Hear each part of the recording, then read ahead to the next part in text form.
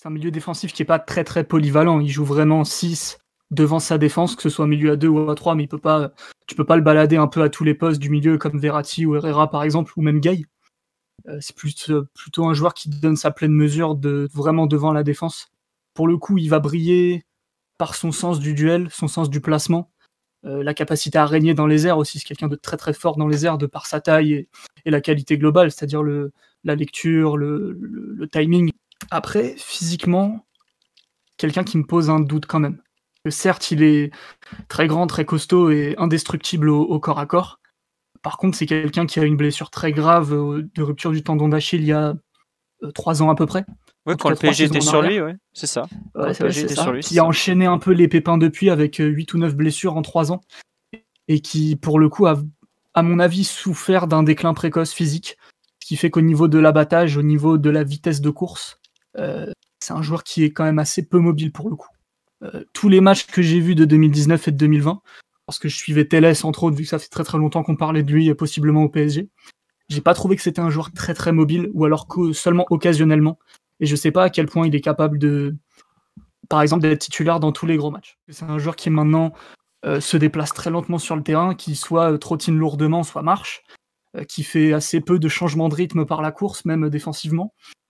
Je sais pas, peut-être qu'il reprendra du poil de la bête au fur et à mesure, mais j'ai quand même des doutes sur son physique et sa mobilité. Après, avec le ballon, c'est un joueur qui est, comment dire, propre mais très neutre, qui n'en fait pas trop. Après, qui perd pas beaucoup de ballons dans sa distribution, même si c'est toujours très, très neutre. Hein, enfin, c'est pas une insulte, hein, tous les milieux de terrain ne sont pas des Marco Verratti. Et un point d'inquiétude que j'ai peut-être aussi, c'est s'il joue très bas devant sa défense, qui est son poste naturel, c'est la résistance sous pression, où il peut être un peu en difficulté, parce que quand bien même il a un gigantesque corps, très large, très grand, avec beaucoup de force, il a quand même du mal à protéger son ballon sous pression. Alors jouer en une touche, il peut le faire. Par contre, s'il prend la pression et qu'il doit un peu protéger son ballon, se retourner, changer, c'est peut-être un petit peu compliqué pour lui. C'est pour ça que j'ai quelques doutes et je me dis, joueur utile certainement, notamment pour remplacer Kouassi dans un rôle de milieu de terrain un peu grand, un peu positionnel et qui est capable de faire des choses que les autres ne sont pas tout à fait capables de faire, en tout cas pas dans le même registre. Par contre, est-ce que t'en fais un insortable de ton 11 pour les plus grosses affiches? Je sais pas, peut-être que la mobilité de Gay, l'explosivité de Gay serait plus utile, peut-être que la polyvalence d'Herrera serait plus utile, la qualité de Paredes avec ballon ou Verratti devant la défense dans des contextes où tu dois mettre en valeur Neymar ou utiliser du jeu long ou encore sortir de la pression avec Verratti seul de la défense, comme on l'a vu face à Liverpool par exemple. C'est des limites qui me font penser qu'il ne serait pas forcément toujours un indiscutable du 11. Peut-être qu'il le sera, mais pour le coup, au niveau physique, c'est quelqu'un qui décline un peu et qui pourrait avoir des problèmes de fiabilité au niveau de la mobilité, au niveau de tout ça, quoi. Parce que pour toi, c'est pas un joueur qui peut faire des grandes couvertures latérales dans une équipe qui est un peu exposée? Moins que Gay, Marquinhos et Herrera, à mon avis. C'est un joueur qui joue assez peu au final, moins d'une trentaine de matchs tous les ans. Bien entendu, l'aspect très positionnel du joueur est incontestable. C'est vraiment une espèce de digue que tu poses devant ta défense et à qui tu demandes pas beaucoup d'autre chose que de protéger ton axe défensif et d'un peu absorber la pression. Donc ça, c'est sûr que c'est un rôle qui va pouvoir, je pense, occuper de manière correcte. Je pense pas que Danilo soit un joueur qui est capable de totalement changer la phase de l'équipe.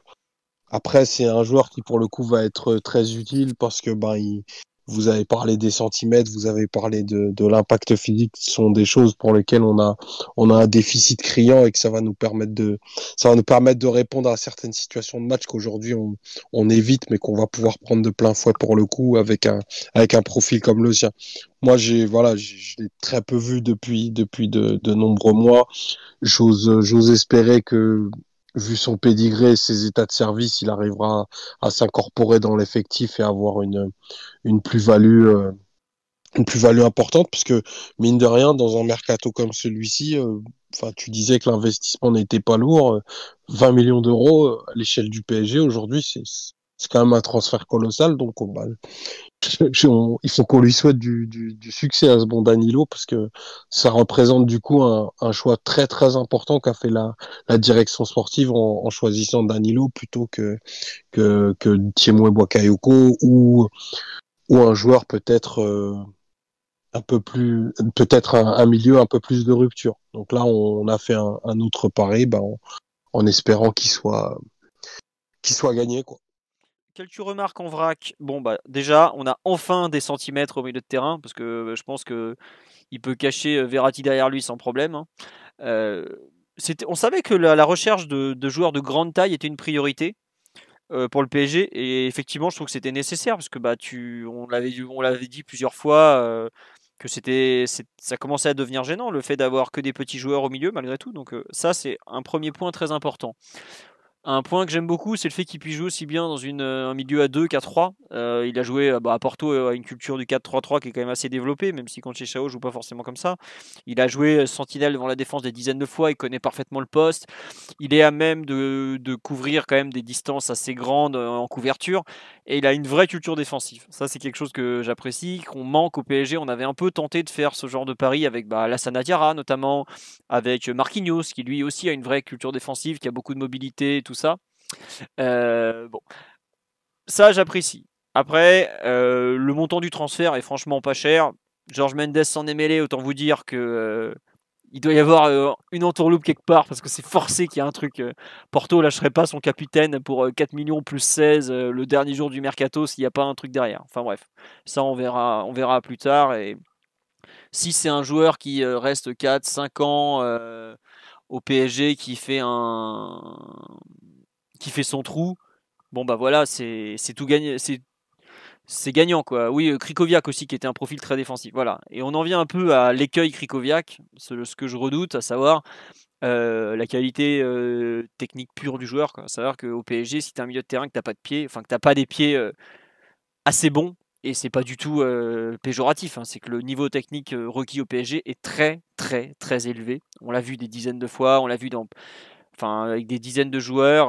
Voilà, si t'as pas le niveau technique, tu n'existes pas au PSG. C'est le seul truc qui me fait un peu peur. Est-ce qu'il saura passer le cap? Et s'il arrive à se mettre au niveau requis, là on a peut-être le 6 des 3-4 prochaines années. Le 6 qui va protéger la charnière Marquinhos Kimpembe, qui semble aujourd'hui être la base. Mais en tout cas, pour finir un peu sur ce thème, je comprends totalement qu'on n'ait pas bougé plus que ça sur la piste Bakayoko si on avait la possibilité de faire signer Danilo, qui correspond à mon sens plus à nos manques, à savoir un joueur qui est capable de jouer en sentinelle, qui sait jouer à 2 comme à 3, qui a une vraie expérience de la sentinelle, qui est grand, qui est capable de jouer en défense centrale aussi, parce qu'il a dépanné quelques fois en défense centrale, qui est un joueur mûr, bref, qui a beaucoup d'atouts.